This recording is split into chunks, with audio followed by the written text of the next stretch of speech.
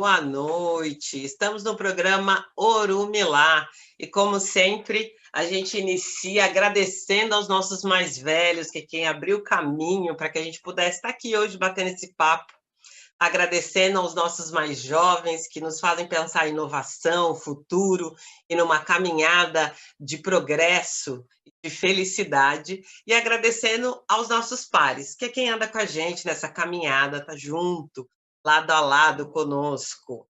Iniciando com alguns recadinhos de sempre, acessem www.bocadaforte.com.br. Temos nessa semana uma matéria, hashtag Elas no BF, escrita pela parceirona que está aqui com a gente hoje, Érica Bastos. A matéria é: conheça a arte da grafiteira Fênix. Tá fantástica essa matéria, gente. Entra lá, dá uma lida, dá uma curtida, deixa algum comentário e vai indicando também, através da hashtag Elas no BF, mulheres que vocês querem contar a história ou que vocês queiram que elas contem as suas histórias, para que a gente possa continuar tendo essa troca de saberes além do programa Orumilá, para que ganhe as redes e a gente também possa curtir um pouco mais lá no site. Hoje a gente inicia o programa conversando com o professor Pablo e a advogada Jéssica Nunes, que tem uma trajetória aí, eles vão contar um pouquinho dessa história. Venho com a parceirona, a Érica Bastos, mas antes a gente queria trazer alguns dados para ilustrar um pouco do que vai rolar hoje no tema. Então, segundo o Observatório Racial do Futebol, foram registrados 20 casos de injúria racial no futebol em 2014. Esse número saltou para 44 casos em 2018. Casos que foram registrados, né? Porque a gente sabe que tem muitos outros casos que não são registrados. Negros e pardos são 55,8% da população brasileira. Então, nós não somos minoria. Quando a gente escuta muito que nós somos minorias, é porque a gente se espelha bastante em vários movimentos com relação à raça, né, os movimentos raciais dos Estados Unidos, em que lá, sim, a população negra é na faixa dos 13%. Então, a gente precisa pensar um pouco mais sobre essa questão. A gente pode ser minoria em alguns aspectos específicos, que são os aspectos negativos, mas nós não somos minoria com relação à população brasileira. O boletim sobre Covid, em setembro, publicado pela UFMG, relatou que a população negra é o único grupo racial em que os números de óbitos supera o número de hospitalizações. Vem dizer para a gente que a população negra ainda tem um déficit, né? Tem uma carência de auxílio à saúde. Então, nós somos os mais prejudicados se, por acaso, contraímos essa doença e precisarmos ser hospitalizados. Muita gente está morrendo em casa. Então, a gente precisa pensar muito nisso, na nossa proteção e no quanto é deficitário o nosso sistema de saúde, principalmente com a população preta periférica. A média salarial divulgada em 2017 é de R$ 2.814 para pessoas não negras, R$ 1.606 para pardos e R$ 1.570 para negros. É uma pesquisa da Pesquisa Nacional por Amostra de Domicílios. Então, nós ainda estamos com salários mais baixos na média brasileira.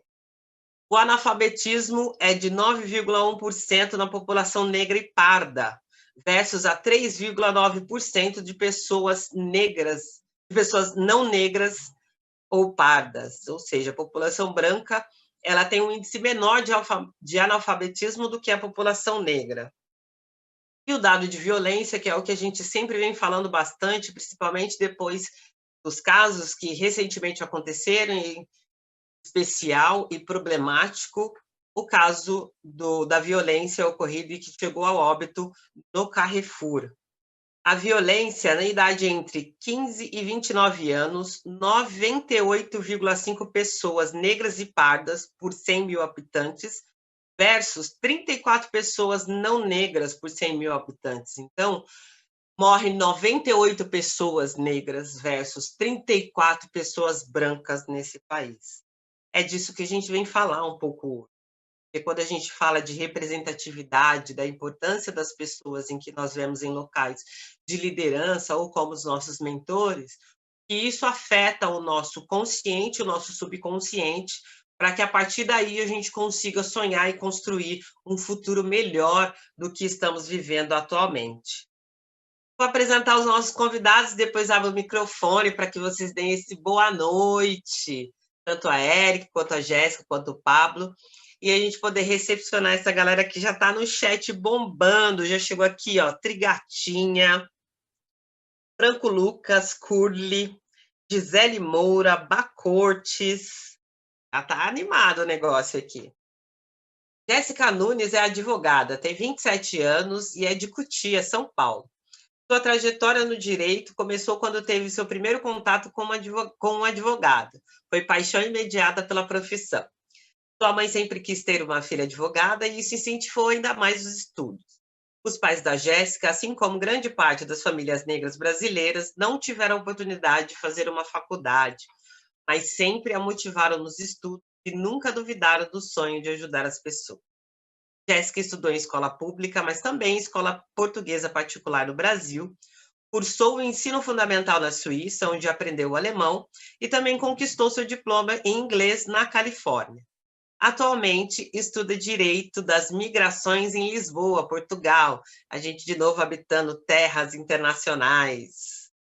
Advogada atuante no Brasil e em Portugal, ajuda as pessoas a realizarem o sonho de viver legalmente em qualquer país da Europa. Busca, através do seu trabalho e devido suas experiências no exterior, identificar o perfil de cada cliente e direcionar a melhor maneira de morar legalmente no país pretendido. Tudo de acordo com o cenário social e econômico. Prazer tê-la aqui. Pablo Soares Damasceno, professor Pablo, rapper, tem 46 anos e é coordenador pedagógico, formado em Química pela Universidade Mackenzie, mestre em Energia Nuclear pelo IPEM-USP, pós-graduado em Gestão Escolar pela USP e Administração de Empresas pela FGV, estudante de Pedagogia. Este jovem que curte a leitura, corrida, musculação e o São Paulo Futebol Clube. É nascido e criado no bairro do Capão Redondo, São Paulo, uma das regiões que já foi considerada uma das mais violentas do país, inclusive. O professor Pablo não se trata apenas de um apelido, mas também de uma profissão. Uma vez que Pablo, ao contrário da maioria dos brasileiros, nascidos nas mesmas condições, conseguiu cursar uma universidade, passou a exercer a função de professor de Química, função que, infelizmente, o diferenciava dentro do seu universo, o que lhe causava uma forte indignação. Por causa disso, o professor Pablo resolveu, através da música e de projetos sociais, romper barreiras e levar informação, diversão e autoestima para outros jovens nascidos nos guetos brasileiros. O Jairzinho rapper, professor Pablo, talvez o representante mais positivo da música brasileira. Toda essa positividade culminou em 2 álbuns, Estratégia e o Black Exploitation, que era até um movimento, né, dos Estados Unidos. Esses 2 álbuns, eles resumem todo esse ideal de vida, e um mundo onde o amor, o perdão, a solidariedade devem assumir posições de destaque na vida das pessoas. É com todo axé, com toda alegria, com toda a honra que os recebo. Nós recebemos vocês nesta noite maravilhosa no programa Ouro Milá. Microfones abertos, que eu já falei demais, agora é com vocês para dar esse alô. Boa noite, gente. Eu sou a Érica Bastos, colaboradora do Bocado. Estamos aí em mais um programa, né, com o Pablo e a Jéssica. Eu acho que a gente vai ter uma troca de ideias muito legal, trazendo uma conversa bacana sobre questão de atividade, de educação, de rap, de São Paulo, porque eu também torço para São Paulo. Que coincidência! Será que vai ser campeão? Não sabemos, né? Vamos esperar. Tá uma loucura esse campeonato de pandemia. Mas, enfim. Bom, eu queria falar que tem a minha matéria lá com a grafiteira Fênix. Ela é uma artista urbana, né? Uma artista de Minas Gerais, que eu tenho acompanhado algumas artistas e vejo como o trabalho delas são tão representativos e tão fortes, e são mulheres periféricas, né, pretas, nordestinas, indígenas, e que estão espalhados pelo Brasil, e eu acho assim, muito importante que a gente possa registrar essas artistas, sabe?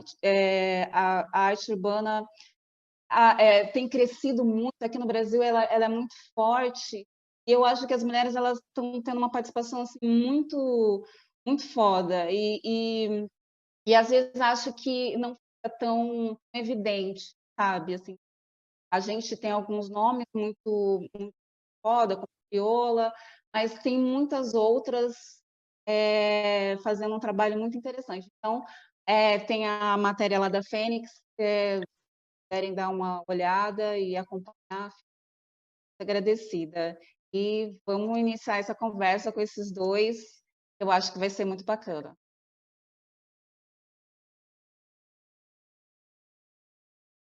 Jéssica, pode falar primeiro, né? Boa noite.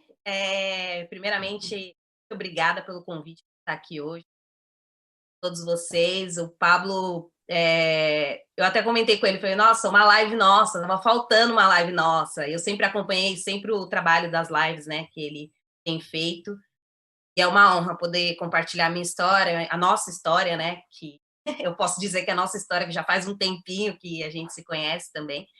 Tratar um pouco de representatividade, um pouco sobre estudo, como foi essa nossa trajetória até hoje. Acho que o Pablo vai conseguir falar um pouquinho também para a gente, que a gente viveu. E é um prazer, viu? Obrigada a todos pelo convite, é um prazer estar aqui com vocês. É isso, gente.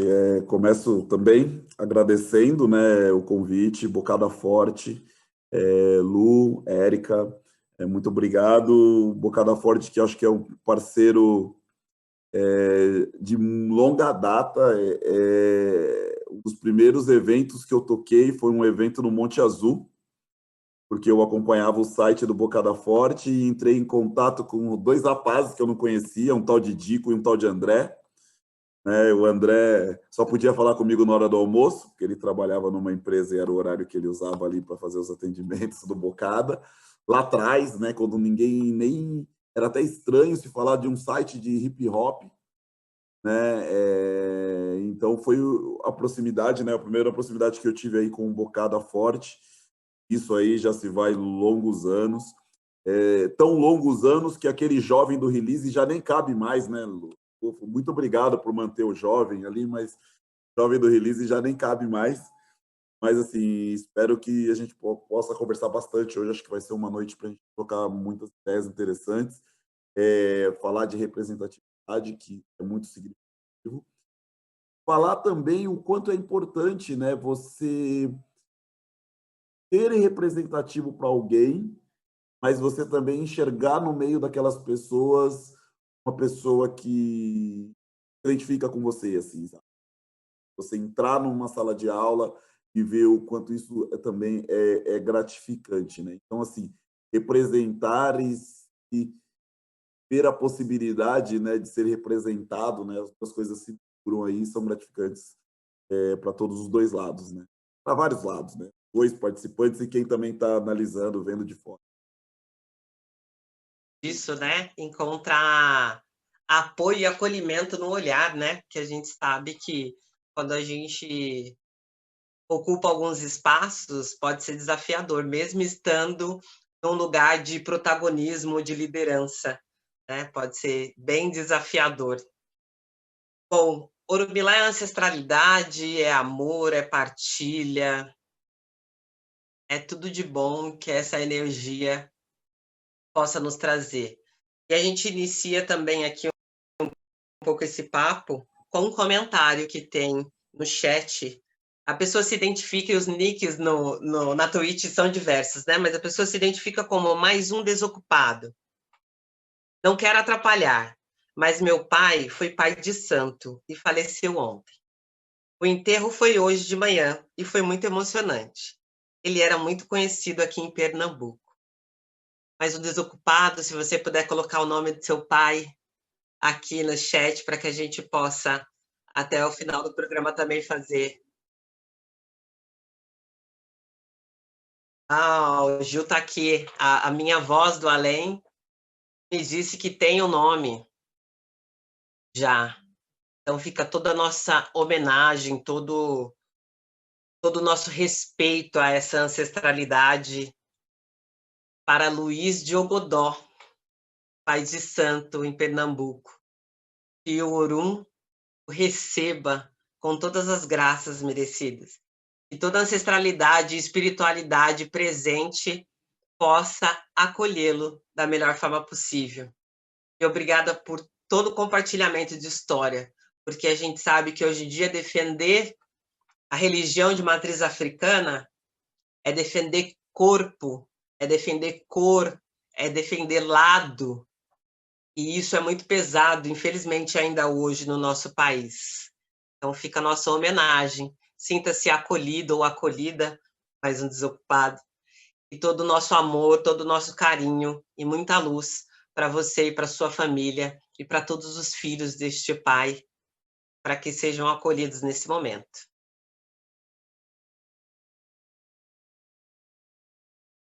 E chegando no chat também, G Nunes 1. Blanco Ana Maria, né? A dona da pensão chegou. E a gente tem que dar um oi para a dona Ana, maravilhosa. Lídio Moreira, Leonardo, 87, Silene Cortes, Doc Sujo, Rádio Mistura, Reinando, ei, maravilha, feliz de vocês estarem todos aqui conosco nesta partilha, nessa segunda deliciosa. E abrindo os caminhos para que a gente entenda um pouco mais dessa história, dessa trajetória, e como os caminhos de vocês se cruzaram, eu queria que vocês contassem um pouco. Aonde Pablo conheceu Jéssica e Jéssica conheceu Pablo? Como é que foi? Posso começar essa parte, Jéssica? Começa aí, por favor. Durante muitos anos, sempre dei aula em colégios particulares, né? E então sempre trabalhei com um grupo de alunos onde os negros eram minoria.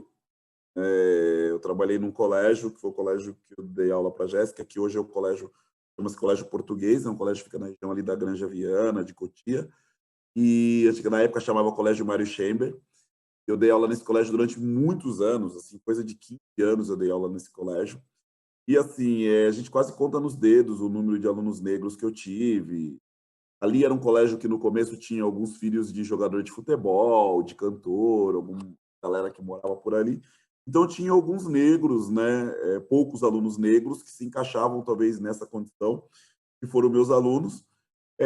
Mas com o tempo isso daí foi ficando raro, foi diminuindo muito. E realmente eu tive poucos alunos negros ao longo da história desse colégio, né? Alunos negros que também não eram desse viés aí do pai ser artista ou coisa parecida. Aí, até que num dos últimos anos que eu estava nesse colégio, na verdade era o penúltimo ano que eu estava nesse colégio, eu entrei numa sala de primeira série do médio, e lá estava uma garotinha chamada Jéssica, que inclusive, né, chegou, essa parte eu não sei se ela sabe, né, mas chegou com uma fama de que ela era meio agitada, que ela era meio barraqueira, essas coisas, tal, muito inteligente, né, mas questionadora, meio líder, assim. É engraçado, né, a mulher negra, quando ela é líder, ela ganha esse estereótipo, né, de ser meio barraqueira, mas na verdade ela era uma baita de uma líder em potencial, tanto é que sempre foi representante de sala e aquelas coisas. E o mais engraçado que, assim, sempre que eu tive alunos negros, e os poucos alunos negros que tive, no contexto da brincadeira ali, da piada, eles viravam os meus filhos, né? Ó, seu filho aí, ó, sua filha aí. Era uma piada quase que recorrente, né? Então, todo ano eu tinha ali um filho, vamos dizer assim. E a Jéssica começou com essa brincadeira, não ela necessariamente, mas a turma começou com essa brincadeira. E a gente também, só que é o seguinte, também foi uma brincadeira que a gente nunca, eu pelo menos, nunca recusei em relação aos meus outros alunos, e nem mesmo com a Jéssica. Isso é gratificante mesmo, é encontrar um ponto de apoio, né? E a gente se identificou muito mesmo nessa coisa desse espírito dela, desse jeito de liderança. Então, era assumidamente a minha filha na instituição. Eu conto até uma história engraçada uma vez, né? Uma vez a mãe da Jéssica já não morava no Brasil, a mãe da Jéssica morava na Suíça. E um belo dia eu chego na escola e falaram que a mãe da Jéssica estava na secretaria e queria me conhecer. Alguma coisa e tal. E a mãe da Jéssica, não, ela veio me ver, porque ela falou, eu queria saber quem é esse professor que a minha filha sempre fala, chama de pai, né? Chama de pai, e ela fala com muito carinho de você, assim, eu queria só te conhecer, né? Assim, não é nada grave, mas eu queria te conhecer. E aí, como a identificação realmente é uma coisa muito forte, é uma coisa que eu realmente tive com poucos alunos, e a Jéssica deixou de ser minha aluna. Eu saí do colégio dela, que eu dava aula para ela, isso foi na primeira série do médio, dei aula para ela até grande parte da segunda série do médio, eu saí do colégio dela, outros passos, fui trabalhar em outros locais, mas a gente continuou muito amigo, muito próximo, assim. Hoje a Jéssica, eu posso falar que ela é da minha família, então ela chama minha mãe de vozinha, tem minha mãe no WhatsApp, né? Então a relação ficou desse tamanho.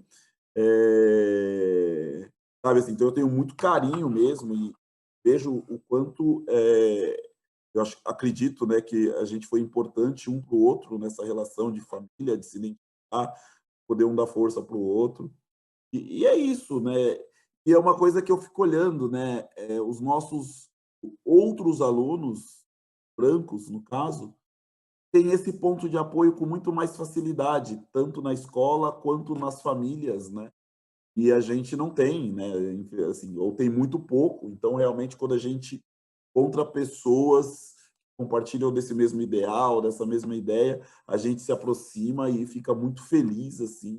E a gente, às vezes, a gente não quer, né? Nem que aqueles momentos que a gente está junto, a gente não quer que esse momento deixe de existir nunca, porque de tão gratificante que é isso, né? Que é a definição de felicidade, né?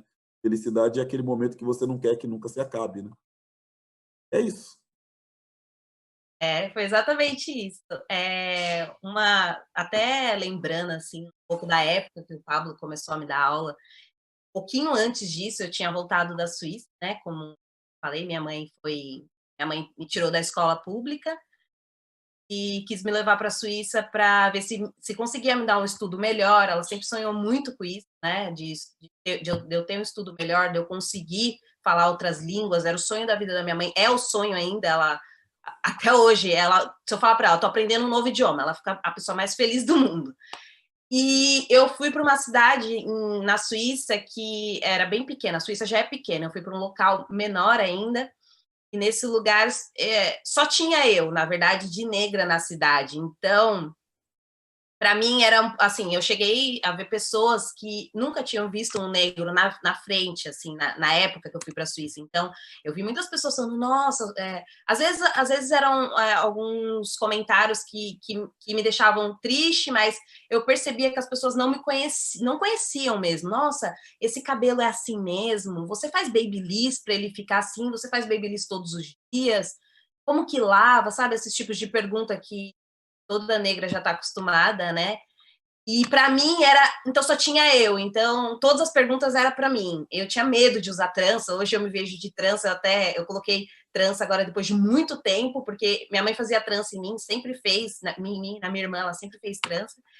E aí tudo então toda a novidade que tinha naquele momento só tinha eu, então para eles era uma coisa nova. Eu fiquei na Suíça durante 6 anos, não consegui terminar os meus estudos na Suíça, porque para mim era muito complicado tudo que eu vivia lá, apesar de eu ter conseguido falar alemão fluente, de eu ter alcançado esse objetivo, eu sentia a falta de um apoio, assim, por mais que eu tivesse minha mãe, minha família, eu sentia a falta de representatividade mesmo, de ver pessoas iguais a mim na rua, de ver uma pessoa eu lembro que não tinha imigrante na minha sala, e eu alcancei uma nota muito alta, que me deixava numa sala que só tinha suíços, e eu olhava assim, só tinha eu de imigrante, eu de negra, então, para mim era uma coisa muito nova, então eu acabei não conseguindo terminar os estudos lá, voltei, minha mãe falou, bom, você vai voltar, mas vamos tentar te colocar numa escola melhor, e foi aí que eu fui parar no Colégio Mário Chamber.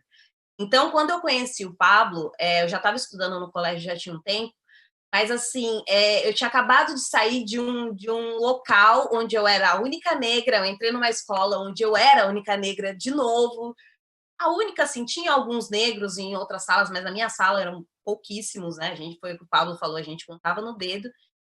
E eu estava muito... Na época que eu conheci o Pablo, foi engraçado, porque era uma época que, apesar de eu ser líder, eu sempre gostei de ser líder, né? De querer mandar em tudo, de querer achar uma solução para qualquer problema, e, enfim, de querer tomar a frente das coisas, né? Eu nunca tinha achado uma pessoa, nunca tinha conseguido ver uma pessoa, porque meus pais, como eles não fizeram ensino, não fizeram faculdade, para mim como se fosse impossível de eu chegar em certos patamares na vida. Então, eu não me via advogada, por exemplo. Eu sonhava em fazer direito, mas eu não me via advogada, eu não me via professora, eu não me via em médica, porque, para mim, o negro, ele tinha profissões que já eram pré-determinadas para ele. Então, eu tinha isso na minha cabeça muito, muito fresco quando eu conheci o Pablo. Então, eu lembro que quando ele entrou na sala, e todo mundo falando, seu pai, seu pai, seu pai, e aí você vai ter aula com seu pai. Quando ele entrou na sala, que eu vi um negro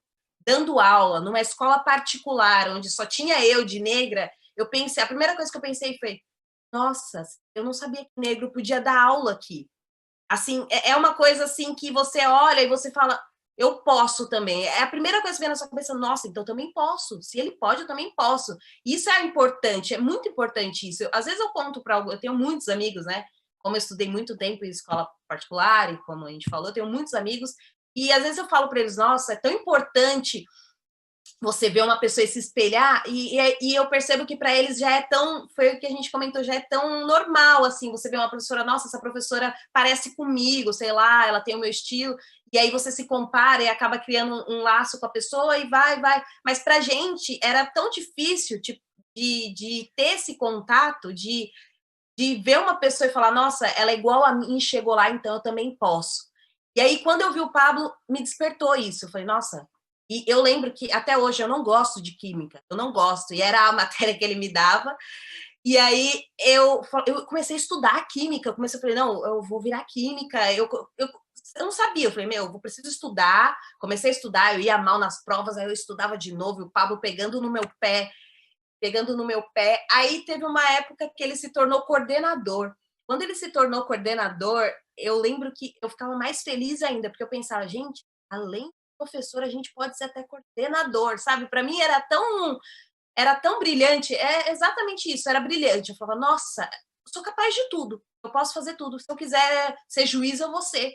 E antes, para mim, isso era muito distante. E aí, com a entrada dele, eu acho que mudou bastante. E tem uma outra parte do Pablo que além da escola, que mudou bastante, foi sobre aceitação, né? Naquela época, eu não me aceitava. Eu ouvi de uma querida amiga minha, ela me falou uma coisa que eu gravei e vou levar para sempre. Ela falou, o negro se descobre negro quando ele nasce e quando ele descobre realmente que ele é negro, né?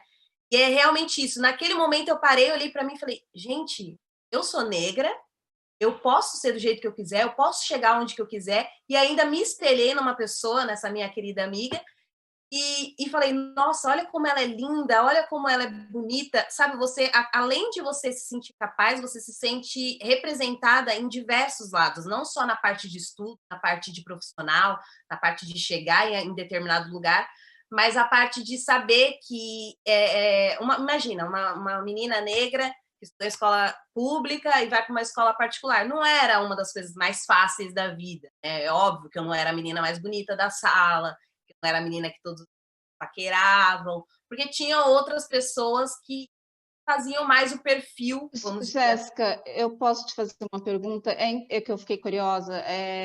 Quando você estava nesse colégio, né, particular, como que era a convivência com os outros alunos, que em sua maioria devia ser branca, né? Você se sentia deslocada? Como que você se sentia? Então, é Me muito fale. legal. Na verdade, assim, eu sou uma pessoa, igual o Pablo falou, eu sou uma pessoa bem de liderança, né? Eu gosto de falar, eu gosto de expor a minha opinião, eu brigo se eu achar que eu tenho que brigar, eu falo. Então, eu acabei eu acabei sendo, eu sempre fui representante de sala, eu sempre fui uma pessoa que as pessoas conviviam muito bem, que as pessoas gostavam, eu tinha muitos amigos, mas eu não era a menina para se namorar, entendeu? Então, assim, eu não posso dizer que eu sofri racismo na escola, antes um pouco do Pablo chegar, até mesmo de pessoas bem próximas a mim, falando de cabelo, esse tipo de coisa. Teve até que para a secretaria, foi bem conturbado quando tudo isso aconteceu. Mas, assim, a minha sala me acolhia muito bem, mas eu acho que o meu perfil era um perfil que eu era amiga de todo mundo, entendeu? Então, eu era amiga da minha sala, eu era amiga da escola toda, mas não era era porque todo mundo queria ser meu amigo, mas não queriam, por exemplo, mas não namorariam comigo, entendeu? Mas não me apresentariam para os seus pais. Então, era uma coisa que todo mundo queria andar comigo porque eu era uma pessoa, vamos dizer, popular, mas não a mais bonita, entendeu? Era popular, mas não a mais bonita. Eu me achava assim, então talvez isso eu até coloco um pouco de culpa, porque eu me achava muito feia naquela época e eu acho que eu acabava não demonstrando o que eu podia, entende? Não posso dizer que eu fui maltratada, que eu fui no trato dos alunos era diferente, porque não era. Eu fui representante todos os anos que eu estudei no colégio. Todos os anos eu fui representada, escolhida por eles. Todo mundo gostava de mim. O Pablo está aqui que não me deixa mentir. Eu era bem queridinha da sala. Mas a gente percebia que algumas coisas eram diferentes para mim. Então, basicamente, era assim que eu convivia. E eu acho que por eu ter saído de uma escola que era... eu não posso dizer pior, né? Não que seja ruim, mas eu saí de uma escola que era uma escola suíça, onde, além de ser negra, eu era imigrante, eu era uma pessoa que não tinha familiares próximos, então só tinha minha mãe, então eu era uma pessoa desprotegida, né? Eu passei por uma escola que pelo menos eu era querida. Então, com tudo que eu já tinha passado, para mim aquilo era o paraíso. Então, eu não me sentia excluída. Eu também tenho um outro amigo negro que me acompanhava muito, e ele também era sempre líder, então a gente acabava coordenando tudo que tinha para coordenar ali na sala, fazia tudo que tinha para fazer, mas a gente, ao mesmo tempo, eu percebia que nós éramos os patinhos feios da sala, não eram as pessoas mais bonitas, mas eram umas pessoas queridas, sim. A situação anterior suavizou, né, a situação atual. Deixa eu mandar alguns ois aqui, porque senão o povo fica chateado. Oi, tio Cortinho, corte certo, chegando na área. Tem também um nick, que é o número de telefone, então DDD 11, aí 9923. Belezinha, chegando na área. G. Nunes, Bacortes, pela segunda vez, hein, Bárbara? Estou dando um alô. Na Vitrola Records. Paula Santana, Nego Franco, Tigonça, Michele Facu, todo mundo dizendo que esse papo tá um papo delicioso e eu já me emocionei. O Urumilá me faz isso, né? Toda segunda eu me emociono, fico aqui segurando, tá entalado, né? E aí, acho que é a Silvia. Oi, Silvia, DDD 11, seja bem-vinda. Então, me emociona muito o relato dos dois, né? A importância dos dois, um na vida do outro, e a importância dos dois trazer esse relato para cá, porque a gente sabe que esses locais não habitados são locais de extrema violência, violência psíquica, violência emocional, assim, e a carga de energia que a gente gasta para poder ir lá no enfrentamento e ocupar esses locais, que são locais que a gente tem que ocupar também, é enorme, e as pessoas não têm noção. O Pablo fala muito do que se espera de nós. Eu gosto, já ouvi várias vezes essa frase dele. Eu queria, inclusive, que ele trouxesse isso, assim, o que o senso comum está esperando de nós e como é que foi romper com isso que eles esperam de nós e que nós não estamos fazendo. Está fechado o seu, Pablo. Desculpa. É muito engraçado isso, né? Ouvindo o relato da Jéssica, aí a gente começa a rodar um filme na nossa cabeça, assim. A gente sempre é colocado numa posição de não se ter muita expectativa, né? Eles esperam da gente sempre o pior lado da história, tudo mais. E aí o que acaba acontecendo? A gente, para ter uma posição aparentemente de destaque, a gente precisa ser assim absurdamente acima da média, né? A gente precisa ter uma força emocional. Aí quando você fala do psíquico, né? Assim, haja condição psíquica para a gente aguentar tudo isso.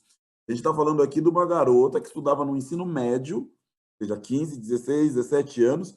Ela teve que ser representante de sala todos os anos. Então, imagina assim, o aspecto de liderança que não tinha essa garota para que ela fosse minimamente respeitada. Aí eu pergunto, se ela é uma pessoa, a mesma negra, né, uma garota negra, que não tivesse esse perfil de líder, que não tivesse um desempenho X nas matérias, que não tivesse esse poder de socializar no todo, como que essa garota fica numa sala de aula? Né? Abandonar, Abandonado. né? Quer abandonar. O meu filho estuda numa escola particular e a gente mudou ele de uma escola para outra, um pouco melhor. Ele não quer ficar lá, ele quer sair, ele não gosta da escola. Tá sendo, a gente tem conversado muito com ele, né? Mas ele não gosta da escola, e eu acho que é por conta disso, ele não se sente representado, ele não se sente à vontade. O dia desse eu vi é antigo isso, né? Mas eu vi recentemente uma fala daquele humorista do Chris Rock. Parece besta, né? Mas a gente também tem essa coisa. A gente tem que ter uma força tão grande que a gente pega exemplos em coisas, às vezes, que não parece ser. E ele mencionou, assim, que ele mora num condomínio lá nos Estados Unidos, onde mora o Chris Rock, mora o Jay-Z e mora a Mary J. Blige no mesmo condomínio, né? E ele falou que o vizinho de lado dele é um dentista. Ele falou, pô, cara, nada contra o dentista, mas a gente está falando talvez dos 3 negros mais milionários do mundo, né? Assim, onde a gente tem que chegar voando, eles chegam andando tranquilamente, né? Ele quis dizer algo como assim, ele falou, pô, um negro para morar nesse condomínio que eu moro, trabalhando com dente, ele tinha no mínimo tem que inventar o dente. Né? Então, assim, você vê o quanto se espera da gente, né? O nível de cobrança, se você está na média, e isso é muito ruim para a gente, né? E você não tem essa força toda, que você não é obrigado a ter, né? Pode ser uma pessoa traída, uma pessoa com mais habilidades, menos habilidades. Você pode ter muita habilidade para alguma coisa, mas não necessariamente uma habilidade pedagógica, uma habilidade de liderança num universo como esse. Você é um sério candidato a ser colocado em escanteio. Isso deixa a gente muito tenso o tempo todo, a gente para com a gente, e na criação dos nossos, né? Eu vejo a Érica falando do filho dela, eu já imagino a minha filha, eu fico pensando, pô, se a minha filha também não for uma pessoa com uma personalidade forte como a Jéssica, se ela não for uma atleta, né, assim, se ela não tiver nenhum potencial, se ela não for a mais inteligente da sala, mas disparadamente o mais inteligente da sala, como que vai ser o dia a dia dela numa escola? Então isso é muito preocupante, né? E é o que eu sempre falo, pessoas não negras, elas não têm noção do que é você criar uma criança negra para o dia a dia, para o mundo, para enfrentar esse tipo de coisa. Uma criança hoje branca, ela simplesmente é uma criança. Uma criança negra, ela passa zilhões, né? Você tem que hoje se fala muito em protocolo por conta do Covid, né? A gente sempre foi cheio dos protocolos para sair de casa. Eu sou um cara que saía de casa com a carteira profissional no bolso. Tem um homem negro na rua sem profissional, se a polícia me Sim, para. exatamente. Eu e o pai do meu filho, a gente tem que ter esse tipo de conversa com ele. Assim, ele está com 12 anos, a gente já diz para ele que ele tem que RG, que ele tem que pegar a nota fiscal de tudo que ele comprar. É esse tipo de conversa que a gente tem que ter com ele. Eu queria saber de você, porque você estudou, você fez faculdade na Mackenzie, né? Eu queria saber como que foi lá para você, porque também é uma faculdade que, digamos que só que a maioria deve ser branca, né? Como que foi lá para você? Foi um ambiente também hostil ou não? Ou foi mais suave para você?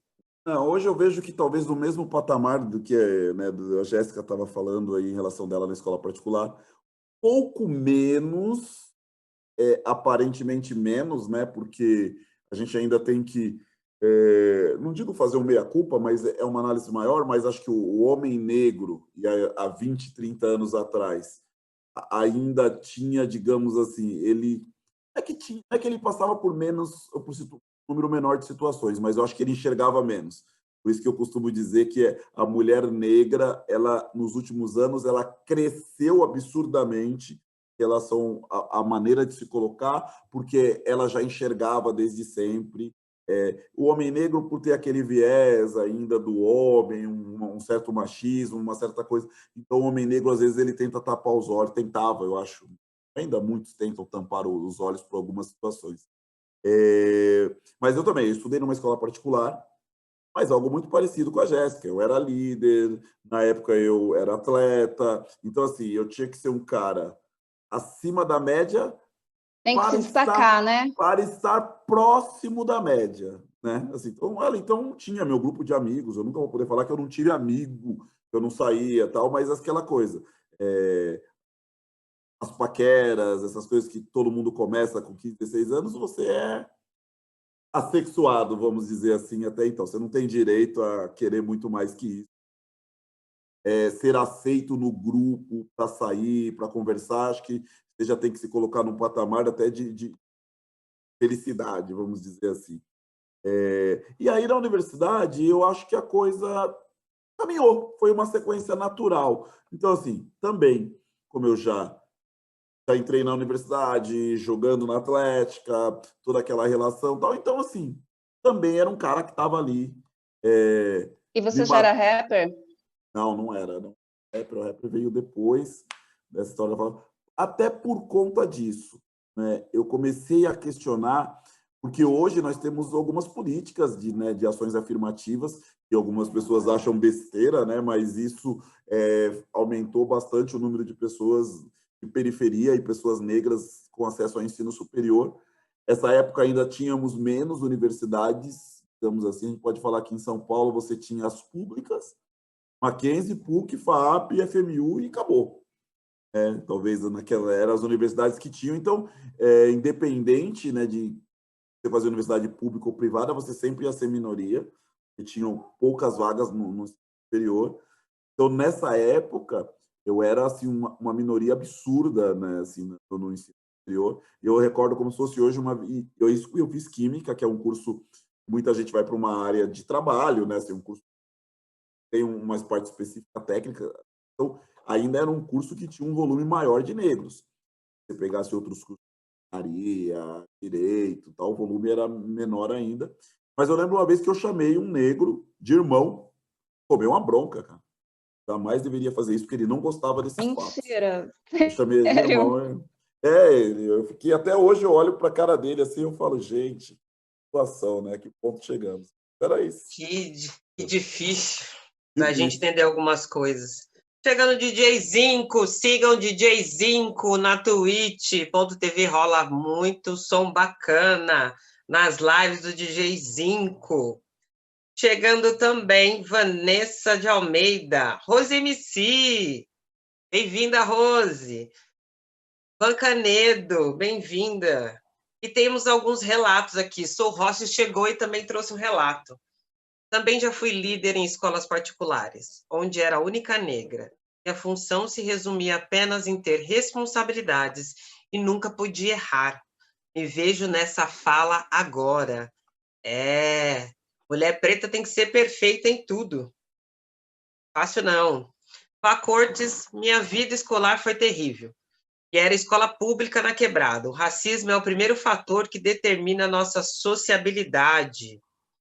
Helene Cortes, meu ambiente escolar na pública também foi terrível. O destaque no esporte era o que me incluía.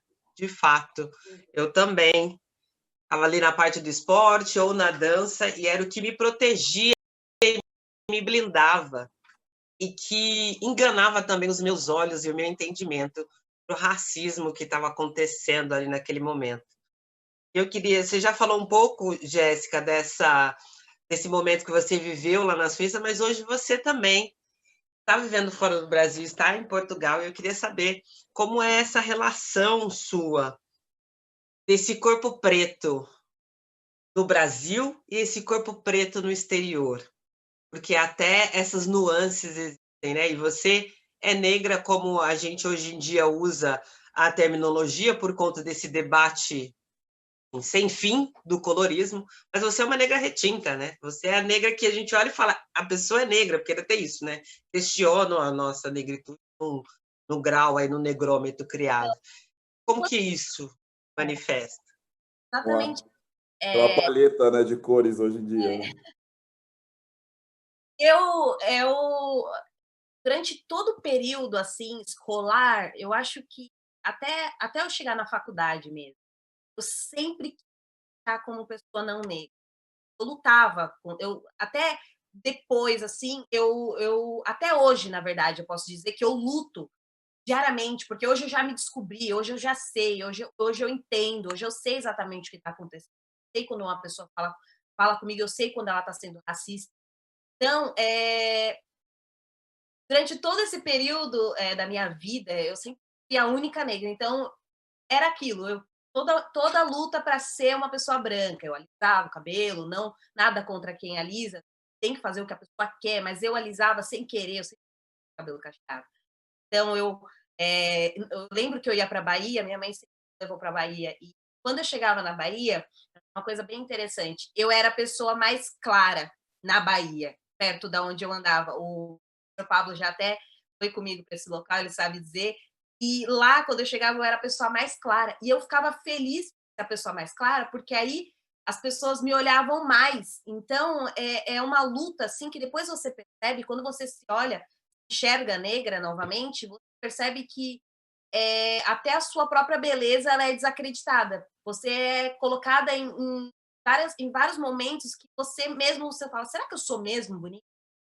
Por que será que eu nasci assim? Eu, desde pequena, eu me perguntava. Minha irmã, falando um pouco sobre feminismo, a minha irmã é um pouco mais clara, e aí, quando a minha irmã nasceu, que eu vi que ela era um pouco mais clara, eu me revoltei. Eu falei, nossa, né? Eu vou ter que sofrer mais. Por que eu vou ter que sofrer tanto? Por que meu pai é bem escuro?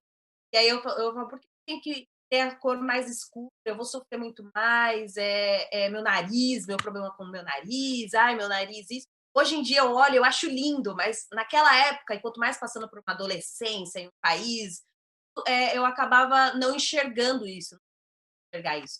Hoje eu consigo olhar para algumas crianças, né? Eu tenho até crianças da minha própria família que falam, eu sou morena, e aí eu olho para elas, eu chamo elas de negras, para que elas consigam se identificar como negras, para que não demore tanto quanto eu demorei. Porque isso você sofre quando você não sabe quem você é, não sabe quem são suas origens, você fica ali procurando e tentando se encaixar num local que, na verdade, não é, você não é, né? E agora aqui em Portugal, eu acho que quando eu cheguei aqui em Portugal, eu já sabia exatamente quem eu era, eu já tinha me aceitado como negra, eu já tinha passado por todo esse processo, já tinha conhecido pessoas que eu achava lindo como negra, então mudou um pouco, porque aqui eu não sofri tanto, porque eu já comecei a andar com pessoas negras.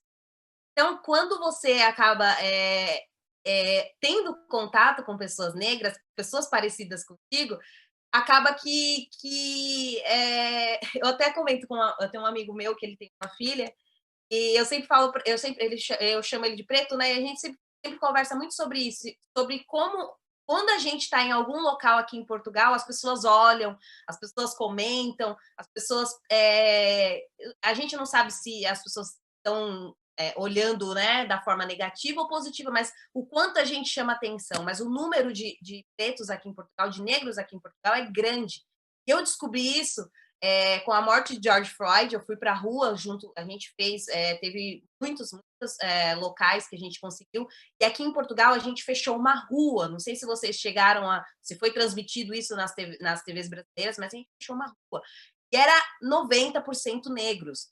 E eu olhei para aquilo, eu cheguei naquilo, eu me emocionei, porque eu nunca tinha saído do país e encontrado pessoas iguais a mim. Depois de ter passado pela Suíça, que foi uma época bem conturbada na minha vida como negra, aqui eu estar fora do meu país, estar fora da minha terra e poder enxergar que tem outros irmãos, né, como o próprio Pablo disse, outros irmãos próximos a mim, parecidos comigo, foi uma aceitação muito grande. Então, aqui eu posso dizer que o racismo não me machucou tanto.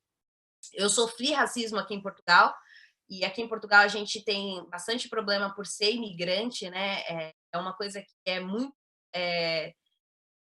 eles lutam para deixar, a gente sempre ouve histórias, volta para sua terra, você não é daqui, como se, né, a gente não tivesse direito a algumas coisas aqui. Historicamente falando, a gente teria muito mais direito do que a gente realmente tem, né? Então, quando eu cheguei aqui em Portugal, o baque foi bem menor, porque eu já conseguia me enxergar, eu já não sofri tanto quanto eu sofri nas minhas outras trajetórias, como em escola particular, ou na Suíça, ou até mesmo nos intercâmbios que eu fui, para locais que eu fui, e a minha presença era única. Aqui, por andar com pessoas negras, eu me sinto mais acolhida. Acho que é realmente isso. A gente vai acho procurando as nossas que é até bolhas, estranho, né? Eu acho, porque aqui no Brasil, mais 50% da população é negra, né? Então, por isso que eu acho que é muito mais complicado aqui, assim. E a gente está na nossa casa. Então, eu acho que deve ser por isso que é muito estranho, né? Mas no Brasil é muito complicado essa coisa de... É igual nesse relato da Jéssica. Muitas vezes, durante a sua infância ou a sua adolescência, você é feliz por não ser, talvez, o mais escuro.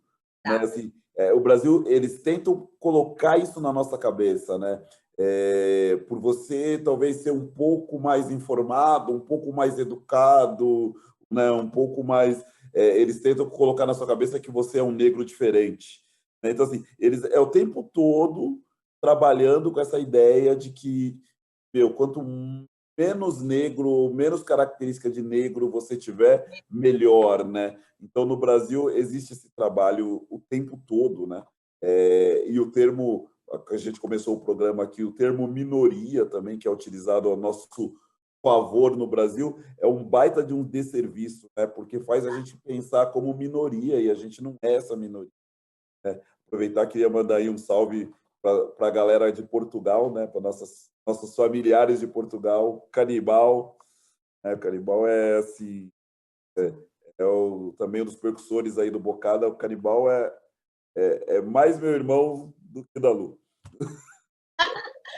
Ponto. Não, exatamente com ele. A gente conversa muito sobre isso, sobre ter uma criança negra aqui em Portugal, né? Eu como negra, a gente sempre conversa sobre isso, e eu sempre falo para ele, Canibal, que eu também chamo ele de Canibal, eu falo, Canibal, não dá medo? Como que a gente pode fazer? Aí ele sempre fala, eu sempre falo, Canibal, a gente tem que andar junto o resto da vida, porque meu filho tem que andar com a sua filha e a gente tem que dar as mãos, e não interessa se eles vão querer ser amigo ou não, a gente vai andar junto, porque negro tem que andar com negro, eu falo para ele, e a gente brinca sobre isso, mas é a identidade. A filha dele olha para mim e ela gosta de mim, a gente brinca, eu falo para ela, assim como eu falo para a Mali, né?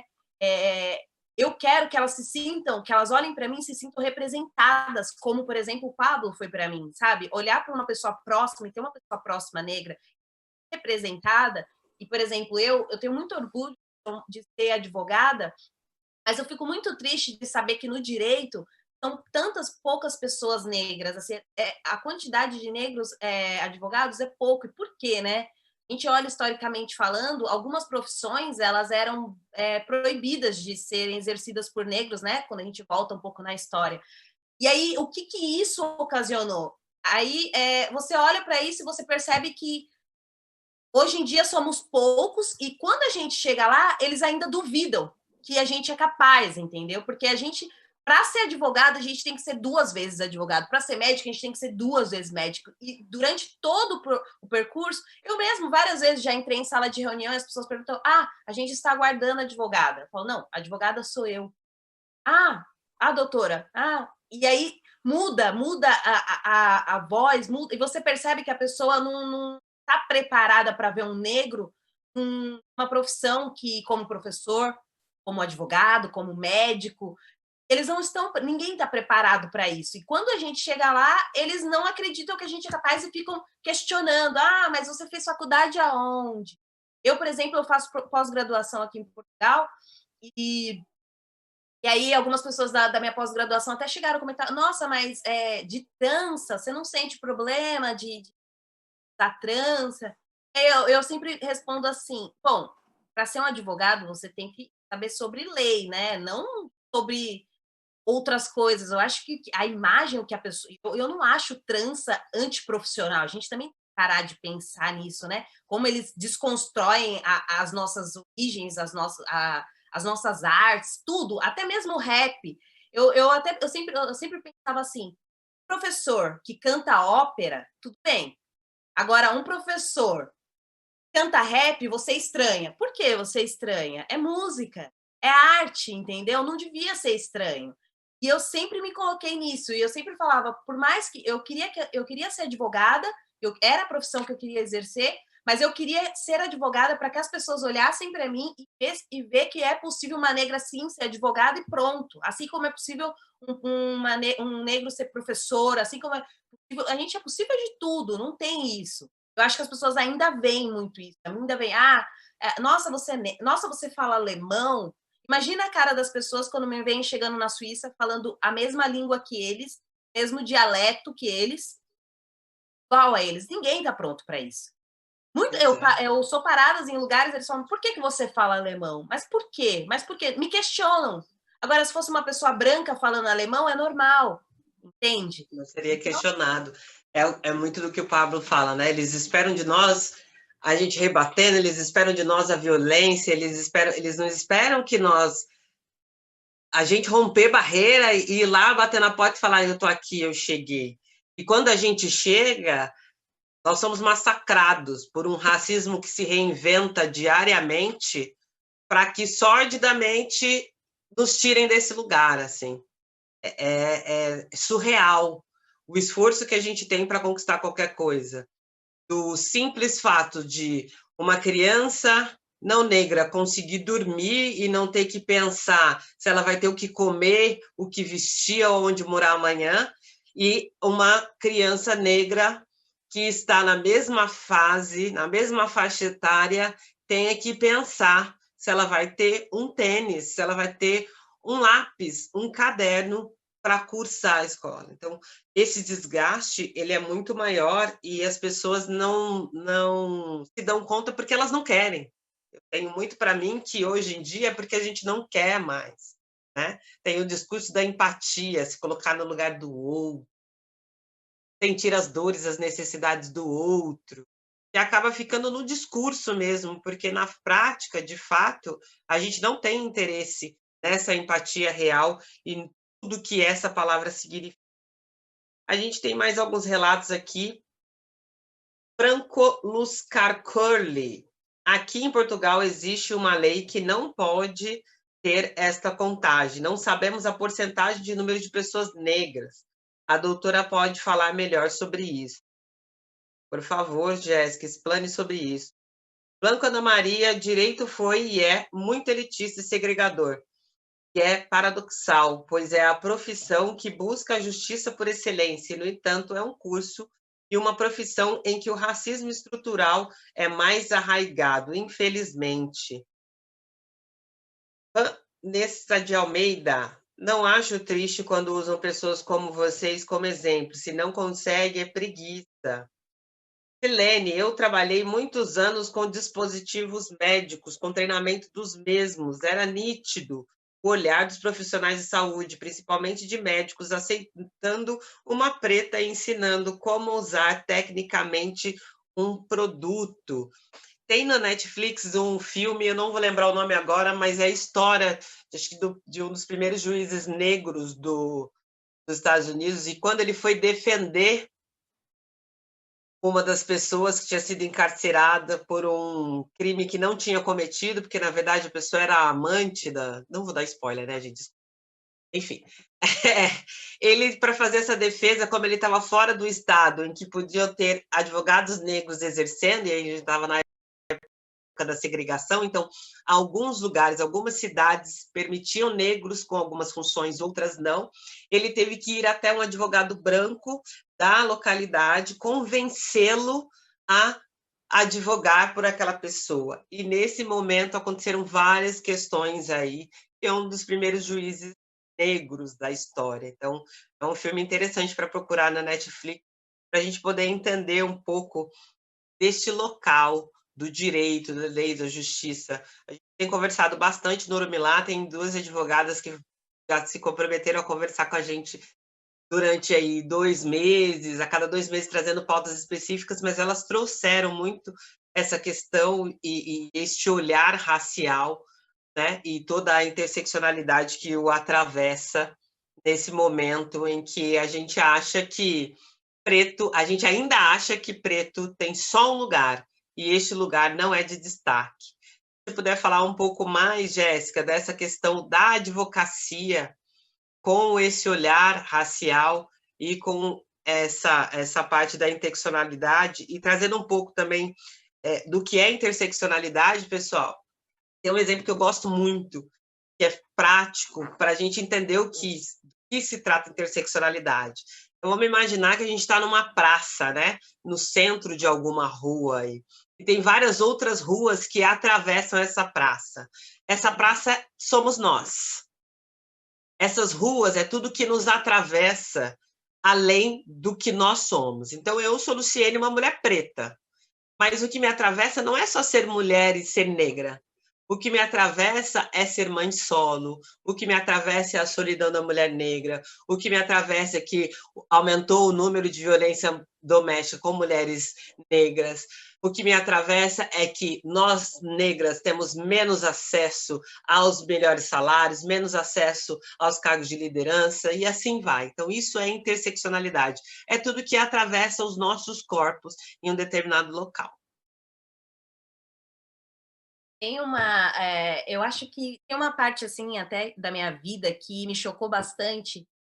A minha avó, falecida avó, né, eu agora nesse período de dia, e eu lembro que na minha festa de 15 anos, eu não sabia, e aí a gente pediu para ela assinar, e ela não sabia assinar, né, ela não era analfabeta. E a minha mãe também sempre falou sobre estudar, porque ela não teve a oportunidade de estudar muito, né? Ela sempre teve que trabalhar desde sempre. E aí a gente pega isso e eu acho que o negro ele acaba usando da força dos nossos ancestrais, até de tudo que a gente já viveu, para fazer a força do que a gente vai fazer a força do que a gente sonha, né? Eu acho que através disso eu ergui e juntei todas as forças que eu tinha para ser a negra formada da família. Mas ao mesmo tempo eu me pergunto por quê, né?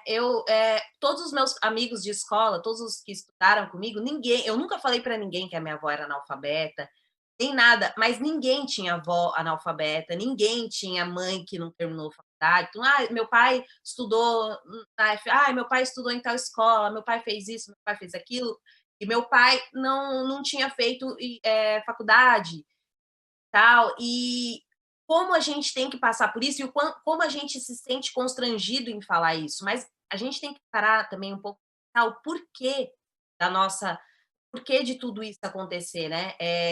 Eu acho que o direito ele ainda tem muito que evoluir quanto à aceitação de pessoas negras no próprio direito. Eu estou fazendo um curso atualmente que fala bastante sobre o racismo estrutural e fala bastante sobre o direito e sobre o direito do próprio negro, né? Sobre as leis que vigoram, sobre as leis que obrigam a ter pessoas negras nas universidades, sobre as leis que deveriam ter mais. Eu sempre falo que existem, mas não são feitas e não são seguidas como deveriam ser.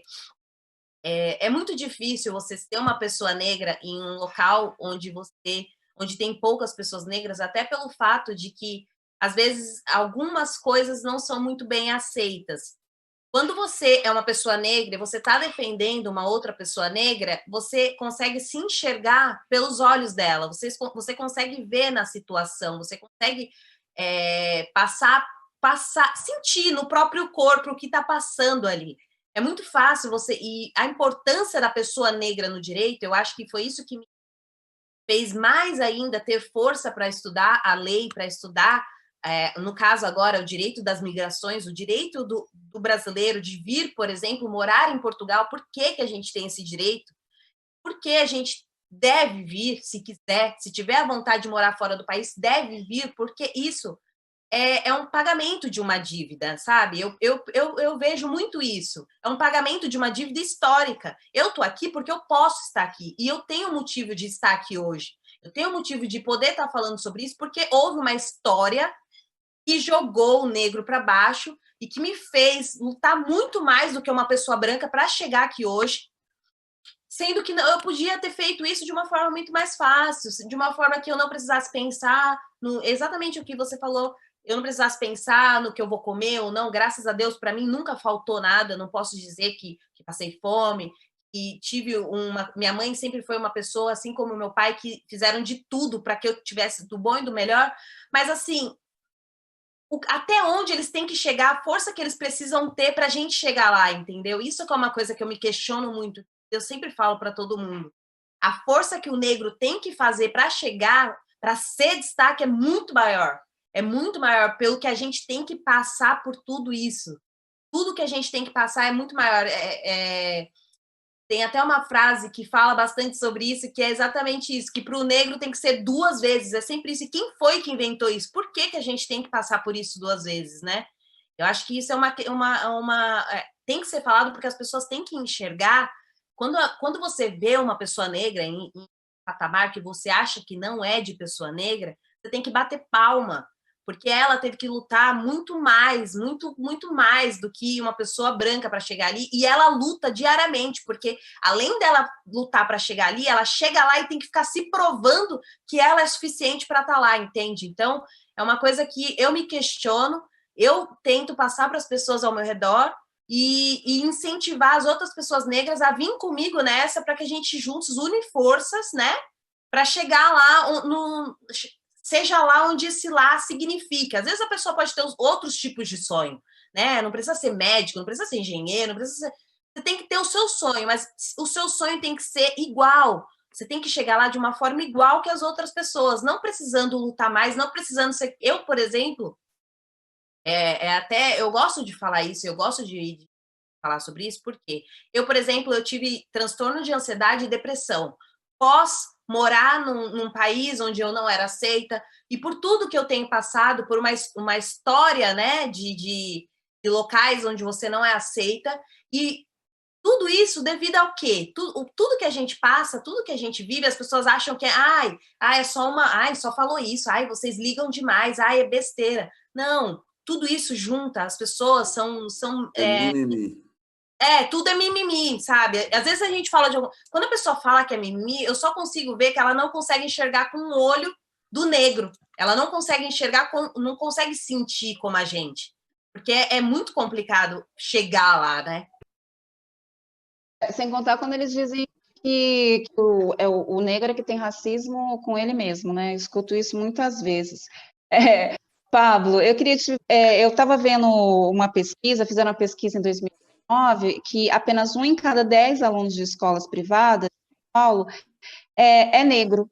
E eu ainda fiquei mais preocupada porque mesmo em bairros mais pobres, como Itaim Paulista, por exemplo, o número também é muito pequeno, né? Então, tipo assim, os alunos negros têm pouco acesso a escolas particulares, né?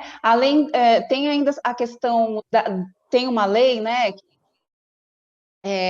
que é para ensinar a história da África, né, e tal. E eu queria saber se essa lei ela é aplicada nas escolas, como que está sendo, você que é professor, que é coordenador, queria que você me explicasse se está ocorrendo, se está... Porque isso seria uma mudança, né? Além da gente lutar para que negros vá para a escola, né, tenha acesso à escola, a gente ainda tem que lutar que a história da África, a história dos negros seja contada corretamente, né? E a gente aprendeu outra coisa, né? E a gente está correndo atrás agora. Queria que você falasse sobre isso. O percentual é esse mesmo, e como você falou, o que chama mais atenção é que o percentual ele é esse, e ele se reflete independente da região da escola particular, né? Assim, como eu falei, eu estudei na escola adventista, mas no Capão Redondo, e o percentual era tão baixo quanto talvez das escolas que ficam nas regiões mais abastadas da cidade. Então, realmente, assim, o percentual é muito baixo. Existem leis, sim, que hoje obrigam, né, na história da África, então a questão do negro na educação brasileira. Mas, para você ter uma ideia, recentemente, uma grande quantidade de livros foram até apreendidos, porque os livros de história retratavam o negro com os desenhos artísticos ali, tinham um viés meio que lembravam macacos. Então, assim, até mesmo na proposta pedagógica ainda é super complicado. E o que acontece, né? Não basta ter ensino da África. Até uma fala de um historiador famoso, a história que a gente conhece é sempre a versão de quem ganhou, né? Então, assim, mesmo tendo a história da África contada nas escolas, como que essa história é contada? Primeiro, um professor de história ele entra na sala falando de um povo escravo, né? Aí você é o negrinho da sala de aula, você escuta isso e aí começa aquela batalha, né? Eu sou um pouquinho mais claro, eu vou fazer de para tentar provar para essas pessoas que eu não sou desse grupo aí que ele está falando, porque não é interessante ser desse grupo. Então, assim, além da lei, né, tem que repensar muito bem como que isso vai ser trabalhado. Atualmente, isso é uma coisa bem recente, um movimento que cresceu muito nesse ano. Algumas escolas particulares de São Paulo, grandes escolas, escolas históricas, como Santa Cruz, existe um movimento de famílias, pais, uma cobrança da sociedade para que essas escolas comecem a olhar essa questão racial de outro jeito.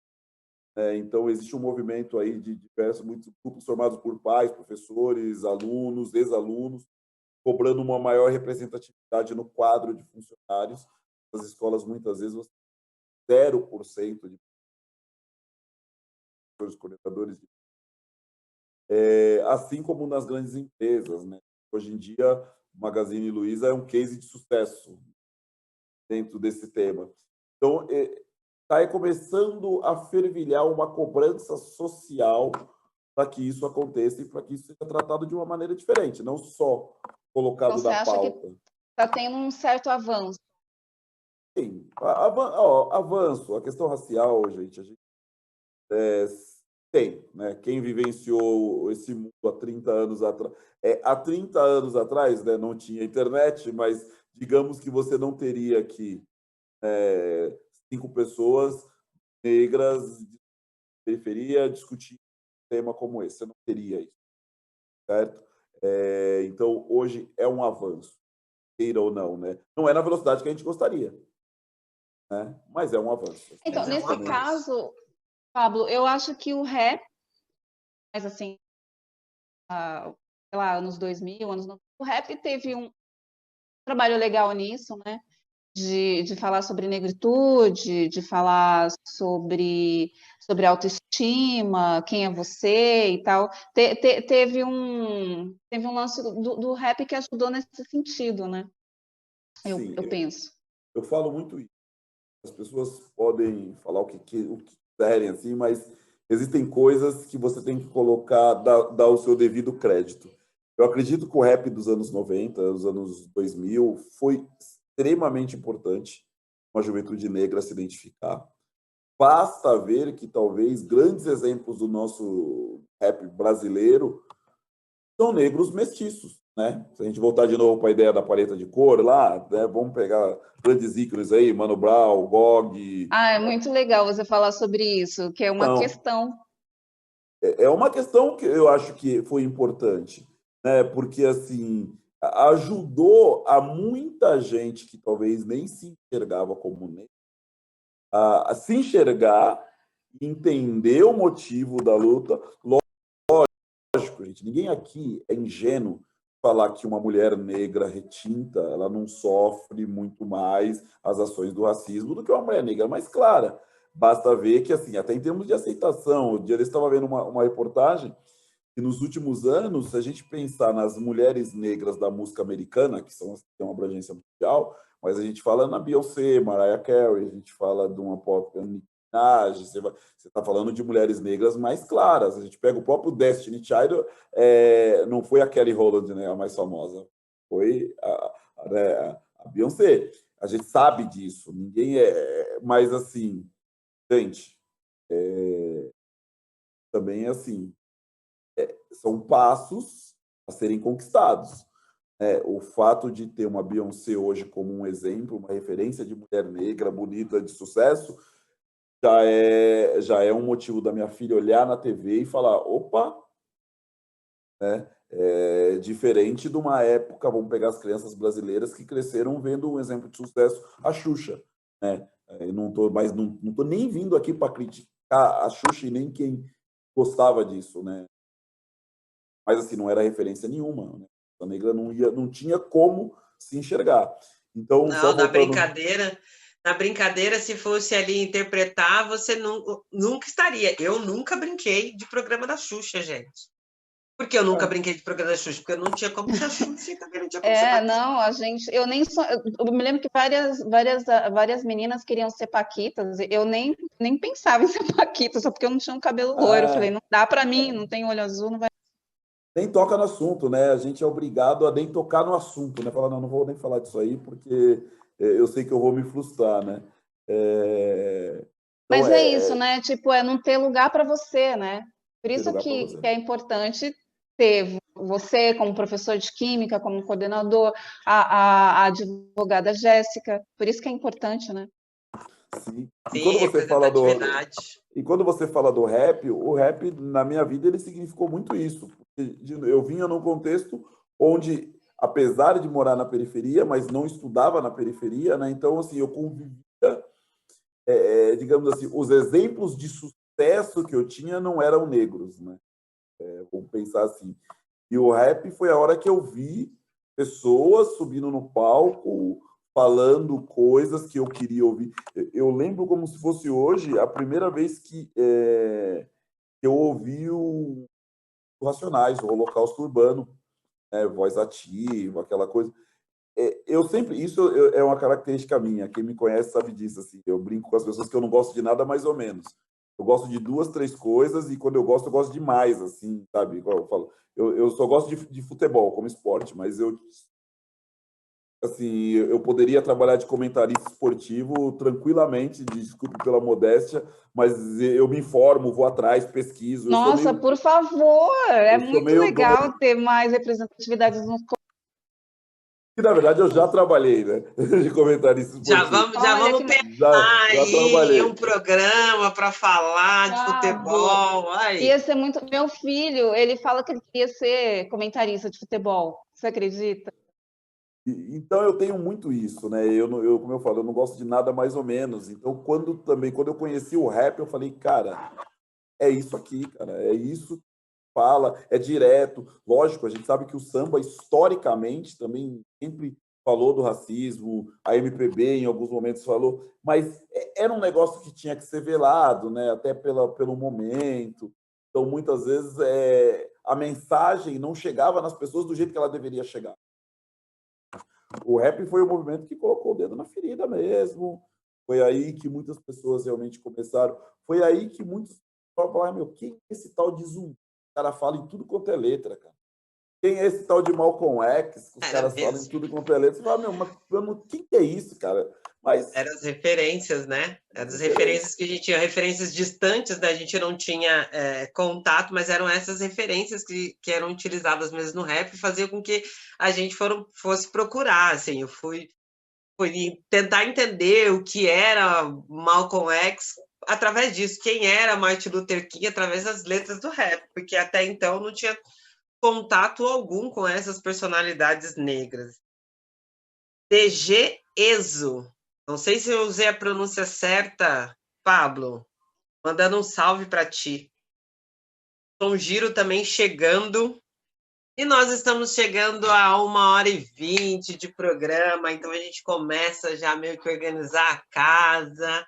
A gente sabe que o papo está gostoso, que o papo está delícia, mas estamos caminhando aí para um fechamento, dormir lá, até para poder deixar esse gostinho de quero mais, a gente deixar aberto o programa para que esses maravilhosos apareçam novamente por este quilombo virtual.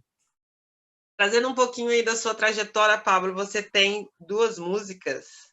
Eu gosto bastante até de coração. Eu tenho um toca, né? Porque tem essa coisa, né? Tem música que a gente escuta, mas tem música que toca. Você tem a de coração e tem também a partir do autoestima. E a gente acabou falando também ali na sua apresentação sobre positividade. Está na era das toxicidades aí, né? Então a gente fala masculinidade tóxica, positividade tóxica, porque às vezes é isso que acontece mesmo. O excesso das coisas, e todo excesso é ruim, né? Então eu queria saber de ti como que você lida com essa questão da positividade, porque afinal de contas a vida bate pesado, né?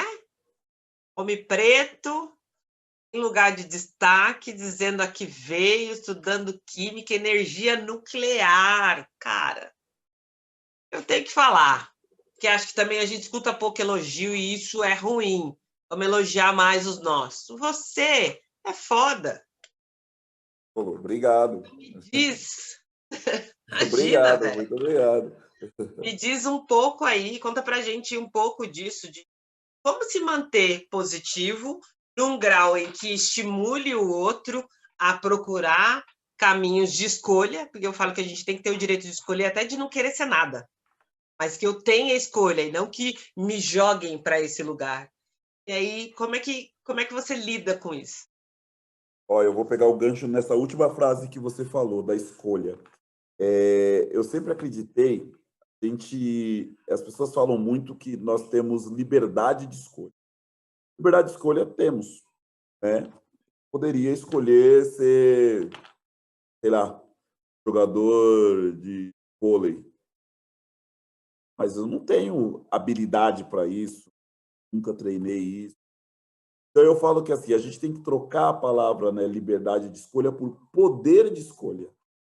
Então assim, eu preciso ser capacitado, né, eu preciso conseguir capacitar para as coisas para poder falar, ó, agora eu tenho o poder de escolher isso ou não, né? Pensando na gente, né, a gente como povo, lógico, não é fácil. Ser homem negro não é fácil, assim como ser mulher negra também não é fácil, né? Mas cada um com as suas particularidades. Mas, assim, a gente é colocado muitas vezes numa caixinha que o homem negro ele não pode nem ter emoção, né? Assim, eu não posso sentir dor. Eu chegar aqui para vocês agora, para vocês não, óbvio, né? Mas em alguns momentos o homem negro, se eu falar que estou com dor de cabeça, ninguém acredita. Fala, pô, um negrão desse tamanho com dor de cabeça, não tem direito, sabe? A gente não tem direito a algumas coisas, né? A fraqueza, chorar, você. E eu sempre pensei nisso, né? A sociedade ela descarrega tudo isso para a gente. Então, assim, eu sempre pensei que como rapper eu tinha que ser talvez esse ponto de equilíbrio, me propor a ser esse ponto de equilíbrio para as pessoas.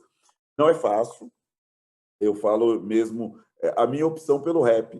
Eu era um cara que eu já estava na universidade, ao perceber que tinha que negros ali naquele universo era um número muito restrito, e que as pessoas de periferia às vezes não sabiam nem qual era a dinâmica. Qual que é a dinâmica para estar na faculdade? Eu falo isso porque eu não sabia. Meus pais têm a 4ª série.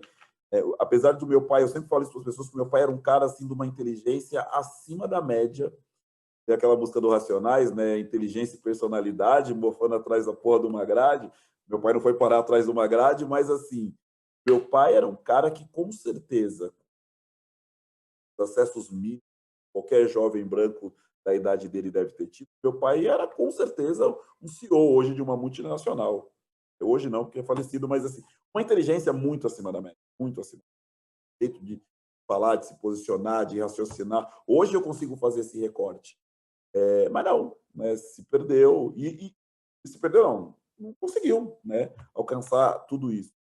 Então, assim, eu sempre pensei, eu falei, eu preciso levar para as pessoas da periferia essa capacidade. Essa conversa que a gente está tendo aqui agora, há 30, como eu falei, há 20 anos, há 20, 30 anos atrás, não tinha internet. Então, isso tinha que ser no corpo a corpo. Então, eu me propus, junto com um grupo de amigos, a ir para escolas públicas comentar esse papo aqui, essa conversa que a gente está tendo aqui. Só que chegava numa escola pública, então você pensa, né? Década de 90, chegava lá o negrão de calça larga, tênis, jaqueta, pô, isso aí é um grupo de rap.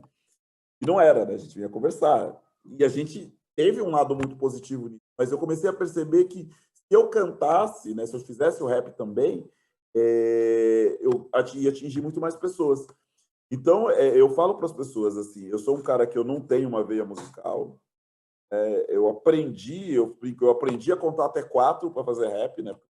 Aprendi a cantar a batida, não tenho nenhuma vergonha disso, caras musicalmente muito mais talentosos, mas fui para cima, com um objetivo unicamente. Eu nunca deixei de ser professor, nunca deixei de trabalhar, nunca acordei e falei, hoje eu vou viver do rap.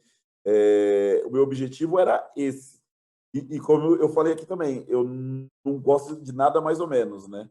Eu entrei nessa, gravei 2 discos, toquei em diversos lugares, fiz coisas que eu tenho certeza que muita gente não conseguiu fazer.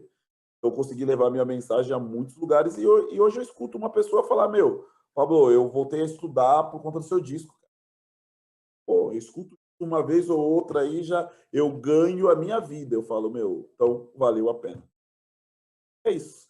Então, esse é o motivo da positividade. Inclusive, a música que você mais gosta, né, que você falou de coração, ela era uma resposta a isso, né? Que as pessoas falavam, por que um professor, por que você, professor, com uma vida, né, nada a ver, assim, tese, nunca foi um cara tão próximo assim, resolveu cantar rap? Aí eu falava, eu canto rap de coração. Aí eu falei, aí a gente tem um refrão. Foi aí. Maravilha! Jéssica, assim, não menos foda, maravilhosa também. E aí, falando palavrão, né? Mas tem hora que é assim mesmo, porque tem palavrão que tem que expressar coisa boa, viu, gente? Vamos começar também a mudar o conceito dos palavrões que a gente usa aí, porque, sabe, fala que é filho de uma goteira, sabe? Filho de uma privada suja. Isso é ofensa, sabe? Então vamos começar a rever os palavrões que a gente utiliza aí, porque na maior parte das vezes eles têm muito boa, né? Tem muito boa conotação e não. Às vezes um palavrão é ótimo. A Ana colocou assim: a sociedade, as mães, os pais, todas têm de cobrar postura antirracista nas escolas. No Sul a gente vê coisas absurdas. Escola contando sobre a formação cultural do Rio Grande do Sul na Semana da Consciência Negra e não falar nada aos alunos como se o povo negro não estivesse na formação elementar do gaúcho, do brasileiro. Isso é revoltante, no entanto, chocou quase ninguém quando aconteceu. E é apenas um exemplo compreendido como normalidade. Célia Moura trouxe, eu sou mais velhinha, tinha minhas referências nos cantores americanos e nos ativistas americanos. É muito bom. O povo falando que vocês são inspiradores, fodásticos. Jéssica, tem algum fato específico ou alguma pessoa específica que tenha inspirado você? Você já falou que o contato com a advocacia te inspirou, mas já advogando, em que momento você de fato entendeu que essas questões, inclusive de imigrantes, precisavam de um apoio do seu amor na causa e não só do seu conhecimento em leis, né? A gente enxerga, tanto no Pablo, a gente enxerga que tem esse tempero amor, como em você, na sua fala e na sua vontade em exercer a advocacia. Basicamente é isso, né? Eu também sou muito fã da música de coração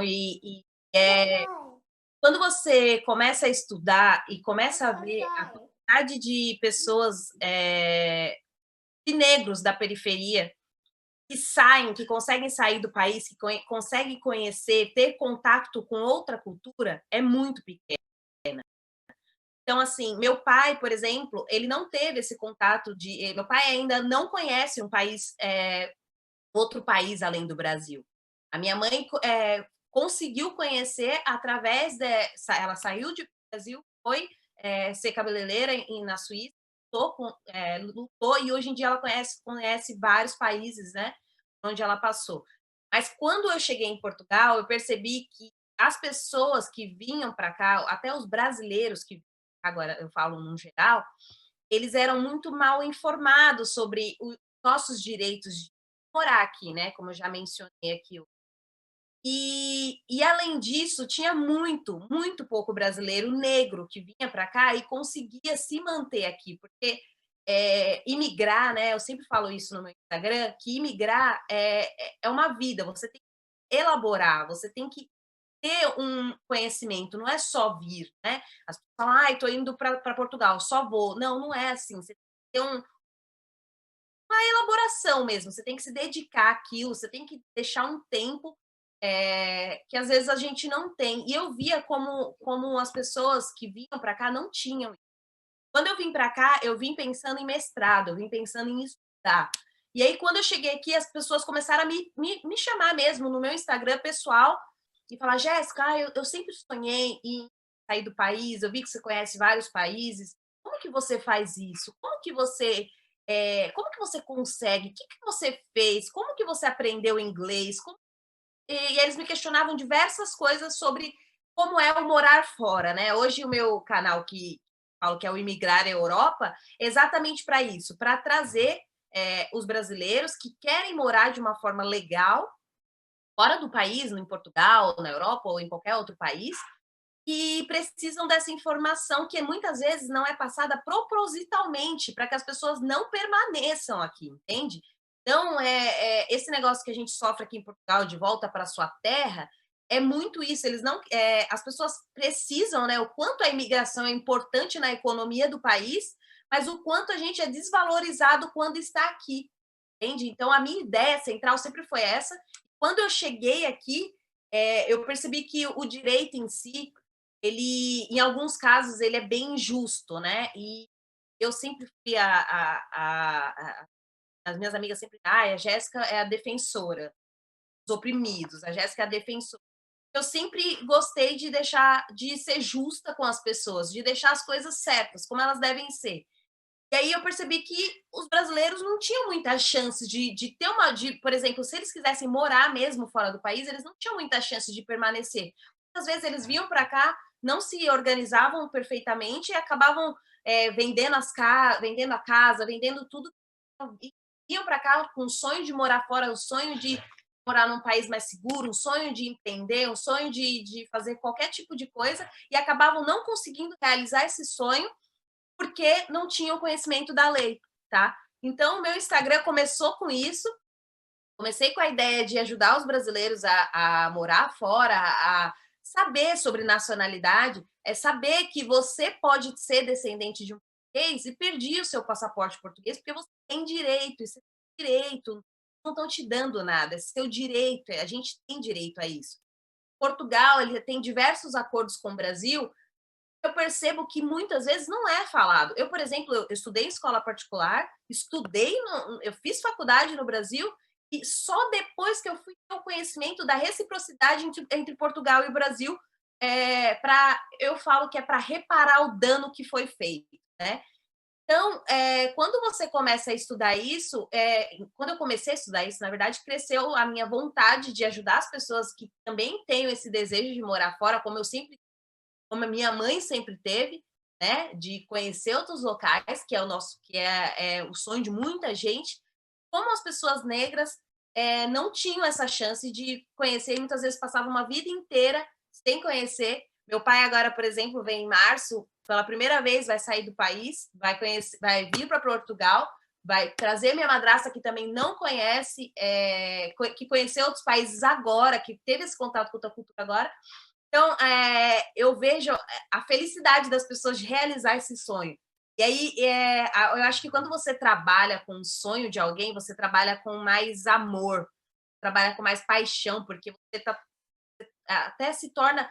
Você trabalha de forma mais delicada, porque é uma coisa muito... Às vezes é tudo que a pessoa tem. Às vezes a pessoa vende tudo. Ela vende carro, vende casa, vende tudo para realizar o sonho de morar fora do Brasil. E chega aqui enganada, como eu, por exemplo, fui quando eu fui enganada por advogado que queria fazer, né, a minha nacionalidade, a minha residência aqui em Portugal, e acabou não fazendo. E aí isso me despertou esse interesse de ajudar as pessoas da forma que elas realmente merecem ser tratadas. E aí que foi o meu início na advocacia migratória. A Érica até subiu o seu Instagram, @adv, de advogada Jéssica Nunes. Então, sigam a Jéssica, várias dicas, é isso, vamos fortalecer. Eu me lembro de muitas vezes estar nas rodas, eu trabalho em uma empresa de economia mista, e aí eu me lembro de várias vezes estar em volta aos colegas brancos, vendo das suas buscas por nacionalidade, porque meu pai, meu avô, meu tataravô era italiano, era não sei o que, lá, e eu assim, com a cara e um constrangimento de não saber, de não entender, de não pertencer, porque o que a Maafa fez, né? O que a escravidão fez conosco foi tirar o nosso pertencimento. Sobrenome, Tirar a né? nossa história. Coisa do Tirar os nossos sobrenome, de sobrenomes. vir de um lugar, veio do outro, região, isso, aquilo. A gente, o máximo que vai chegar é no senhor de engenho, né? E a região X que comprava escravos da região Y. E a gente carrega isso, né? É isso que precisa entender, que a gente carrega esse não pertencimento, esse não lugar, e que isso precisa ser transformado. Eu, por exemplo, tenho aqui colado, né, perto da minha mesa, eu tenho minha árvore genealógica, que eu comecei a fazer quando eu ainda estava no Brasil, e eu tenho colado todos os nomes das pessoas, dos meus avós, meus bisavós, né? E eu comecei isso no intuito, olha que legal, de achar um português para poder pedir minha nacionalidade. Mas eu achei algo muito melhor. Eu achei que eu sou descendente de negros, descendente de indígenas, e aí eu acabei ficando mais feliz do que se eu tivesse achado que talvez eu fosse descendente de um português. Não por desmerecer, não por desmerecimento, mas é porque eu acabo me identificando, né, meus traços, todos os meus jeitos, com uma pessoa, com um indígena, com um negro, e aí acaba sendo uma redescoberta novamente, né? É máximo isso. Érica quer fazer as honras da nossa perguntinha semanal para os nossos convidados? A nossa pergunta que fazemos a todos os nossos convidados, né?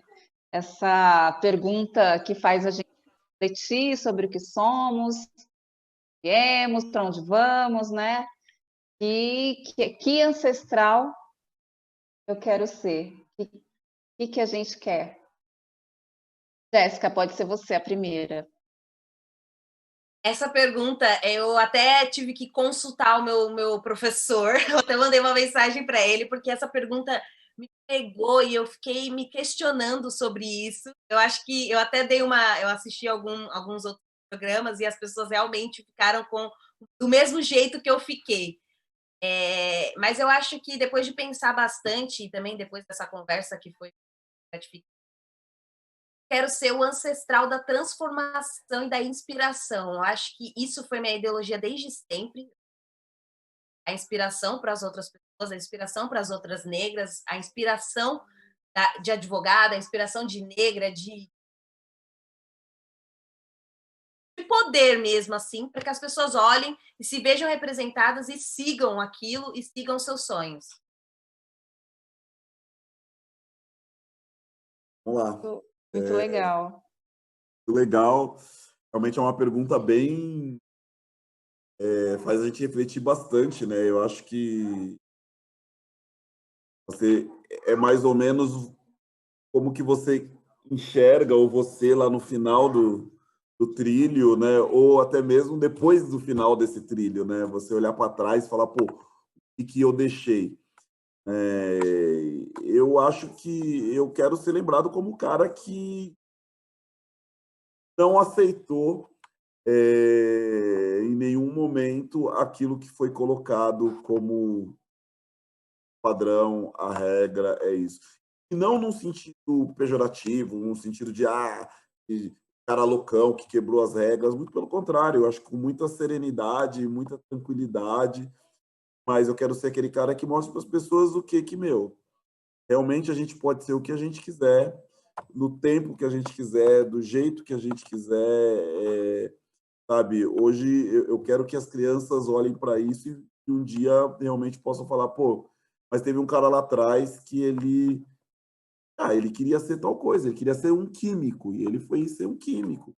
Depois ele quis ser, cantor de rap, ele foi ser um cantor de rap. Pô, depois ele já não estava mais tão afim de ficar na sala de aula e ele queria ser um gestor, e ele foi ser um gestor. E é isso, né? A gente vê, assim, algumas pessoas mudam de profissão e mudam de atitude, de ação com tanta facilidade, e a gente se bloqueia, né, por algumas coisas, né? Uma vez eu lembro que eu estava tendo uma conversa com o Ferrez, e ele, na época, acho que ele estava lançando um livro por uma outra editora, tal, e ele falou que era assim, os caras ofereciam para ele um valor irrisório, né, em comparação ao tanto que ele vendia e outros autores ainda muito menor que a dele. E aí eu falei para ele, Ferrez, sabe o que acontece? As pessoas têm a mania de achar, quando a gente chega num ponto X, assim, você tem um emprego mais ou menos, que já está muito bom e que você não vai questionar, você não vai querer mudar isso e não vai querer exigir nada mais que isso. Então, sabe aquela coisa? Para quem você é, de onde você veio, isso está muito bom, então está na hora de você sossegar o facho aí. E eu acho que, na verdade, eu sempre fui um cara que eu nunca pensar assim, de novo, com tranquilidade, com serenidade, sem uso da violência, sem aquela coisa que vai reforçar também um outro estereótipo que eles podem pensar do homem negro, mas mostrar que, vou ser o que eu quiser ser, quando eu quiser ser. Junto dessa frase da história da Jéssica, eu lembro de uma história de uma outra ex-aluna minha, né? Ela, recentemente, ela tem participado de várias lives, ela é também uma grande empresa, uma grande multinacional, e a empresa dela tem trabalhado com algumas ações algumas ações para ter mais diversidade, e ela é uma pessoa de frente, ela tem participado de muitos movimentos, várias lives, várias situações, e aí ela falou uma coisa que eu não sabia, né? Um dia desse eu encontrei isso no meu LinkedIn. Ela falou que ela é da Zona Leste de São Paulo, ela foi minha aluna num cursinho do Núcleo de Consciência Negra, um cursinho da USP para alunos negros e carentes. Ela vinha do fundo da Zona Leste de São Paulo, estudava na USP, né, nesse cursinho. Se eu não me engano, fez mais de um ano o cursinho, até conseguir entrar na universidade. Mas ela fala que eu dava aula de sábado à tarde. Imagina que é um cursinho, tem uma aula de química, sábado, 4 horas da tarde. É para poucos, né? É um vencedor. E aí ela virou e falou assim que no momento que eu subi no tablado para dar aula, ela falou, tá aí, posso ser o que eu quiser. Tem um cara negro dando aula de química. Fala muito parecida com a fala da Jéssica.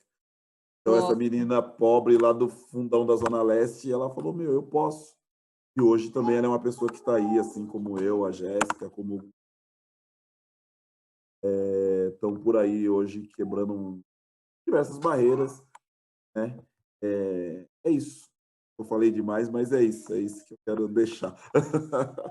Muito bom. É isso mesmo. Trazer mais alguns recadinhos e aí a gente passa para as considerações finais.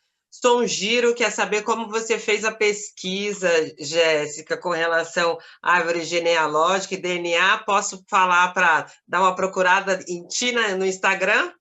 Sim, pode me mandar uma mensagem que eu explico certinho como que faz. Só seguir lá, Sonjiro, mandar aquele direct para a Jéssica e aí trocar uma ideia sobre essa pesquisa.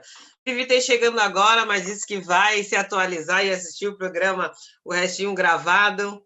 Pablo, meu querido, Luque, saudade. A Adriana é uma fofura, essa Juma é fantástica. Nego Franco, não acaba não, a gente queria ficar aqui. Mas o programa começa um tanto no horário, um tanto tarde. Jéssica está a 3 horas de diferença de fuso horário, já está na madrugada de Portugal e a gente também não pode abusar muito. Mas fica o convite, o espaço aberto para que você traga as reflexões e principalmente você, Jéssica, para a gente falar especificamente do direito de imigração. Então fica aberto esse espaço para a gente bater esse papo. Amanhã a gente tem. Opa, peraí, pulei pauta. Primeiro é Jabá Social. Jabá Social é para seguir, gente, no Instagram, @Livraria Africanidades. Livraria Africanidades, que é de uma proprietária negra fantástica, a Cat. E ela estará conosco no próximo programa, inclusive. Então, próximo Orumilá, na segunda-feira, é com Cat Valêncio, que é a proprietária da Livraria Africanidades. Amanhã a gente tem algo a dizer, parte 1, conforme está aparecendo aí também na sua telinha sempre, parte 1, que é uma das grandes personalidades aí da cena brasileira, da cultura hip-hop. Toda sexta-feira a gente tem o bailinho de garagem, o baile na vitrola, com o DJ Anderson Seco e com o DJ Nando, para a gente curtir aquelas maravilhosas. Imperdível. Nossa, eu danço, dou risada, bato papo nesse chat, é uma maravilha. Melhor bailinho, gente. E se perdeu alguma edição, Orumilá, ou alguma edição do Algo a Dizer, é só acessar o YouTube, canal Bocada Forte. Lá nós temos as playlists, tanto do programa Orumilá, como também do programa Algo a Dizer, e você consegue maratonar todos os nossos programas, que por acaso você não tenha conseguido assistir ao vivo. E a gente abre aí o microfone para vocês, com todo amor e carinho, fazer considerações finais, e pede para a galera não ir embora, porque a gente vai de jatinho para uma festa, um after, ao final do programa Orumilá. Vamos lá para o Simão Malungo, que também é um DJ fantástico. Eu queria saber do Pablo se ele está... Estão aqui falando que ele está em estúdio gravando, é isso mesmo? Atualmente, não. Ah, bom, então são fake news. Fake news. Você vai falar, pô, tá escondendo ouro, é porque vem coisa boa demais aí, que não tá nem falando. Vai sair um disco novo? Então é fake news, então não é real. Então tá bom. Mas está sem previsão, está sem previsão. Tem previsão, né? Na verdade, tem algumas coisas escritas, acho que quem cria o hábito, né, sempre tem coisas escritas, mas sem previsão. Não sei ainda quando vai sair alguma coisa, se vai sair alguma coisa. Tem previsão. Isso aí é fake news do DJ Nando. Precisamos, né, ele até falou, então devolve meus discos. Conversar com esse rapazinho, que ele tá muito no fake news. Vem na sexta-feira mostrar os discos para ele na balada, na vitrola. Eu vou pedir para fazer um programa aqui, fazer um set só com os discos que eu tenho do DJ Nando aqui em casa.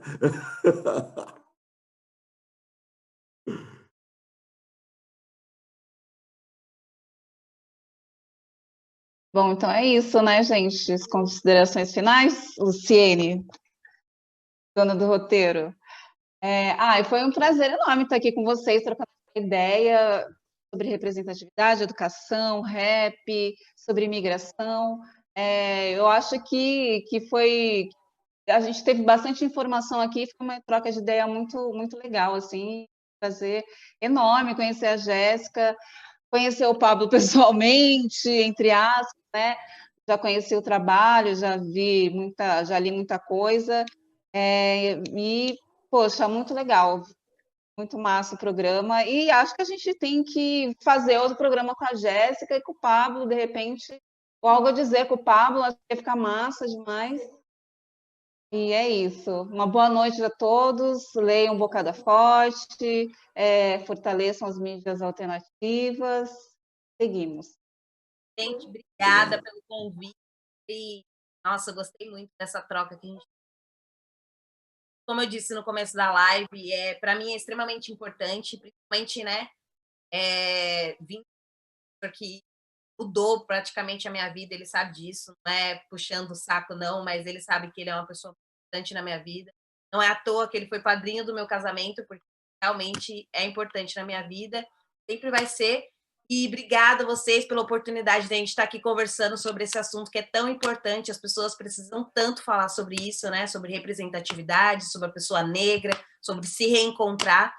E eu queria só falar uma coisinha que eu acabei não mencionando, mas fica aqui para o final da conversa.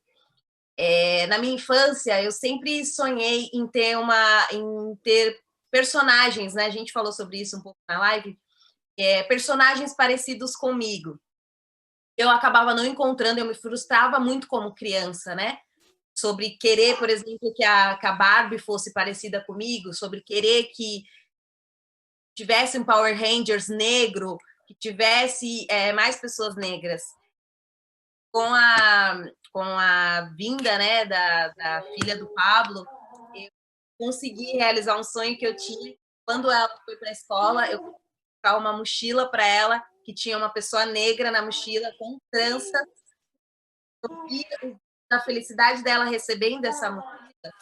E aí a única coisa que eu me pergunto, né, eu deixo aqui essa pergunta aberta para vocês, será mesmo que representatividade não importa? Será que mesmo que a gente as pessoas, a gente velha, quando a gente vê que a gente que a pessoa do outro lado é parecida com a gente, para mim isso é gratificante. A Mali gostou muito do presente pelo vídeo, mas para mim o presente era meu, né? Uma pessoa negra recebendo um presente, uma mochila, que é uma coisa que a gente não vê hoje em dia, e tinha na mochila a imagem dela, né? Por que não ter? Então, obrigada mais uma vez pelo convite, Pablo.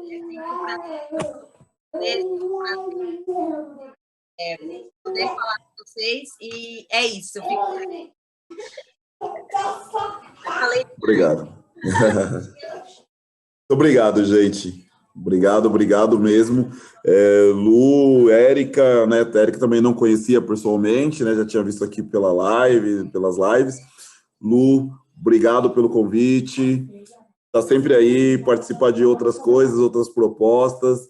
Parabéns pelo programa. Parabéns pelo programa. Sou fã da Lu também, tem um monte de coisa que eu poderia falar aqui. Mas acho que dá um outro programa, tá, Lu?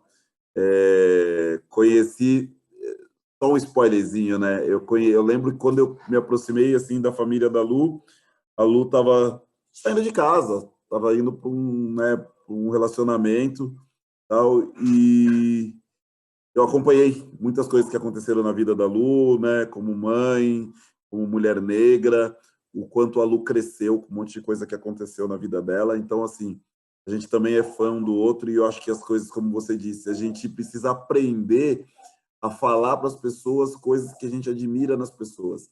É muito comum, a gente escuta muito entre os nossos. Comigo é assim, eu não levo desaforo para casa, né? Tipo, você não gosta de alguma coisa, você tem o hábito de ir lá e falar mesmo.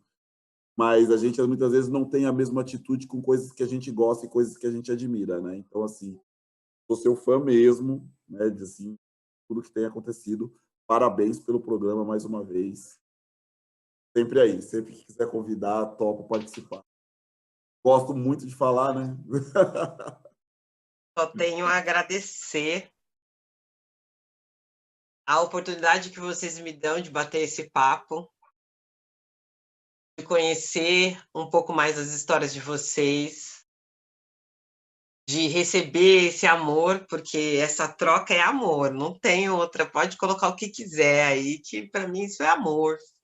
Se não tem amor, isso não acontece desse jeito, com esse tempero, com essa coisa gostosa, com a gente entendendo que os saberes eles se completam, os saberes acadêmicos, hoje que a gente tem um negacionismo aí da ciência, que é muito prejudicial e que a gente precisa reforçar aqui os saberes acadêmicos, junto com a nossa experiência, os saberes da nossa ancestralidade, se completam, e que quando querem dividir esses saberes é porque querem nos dividir.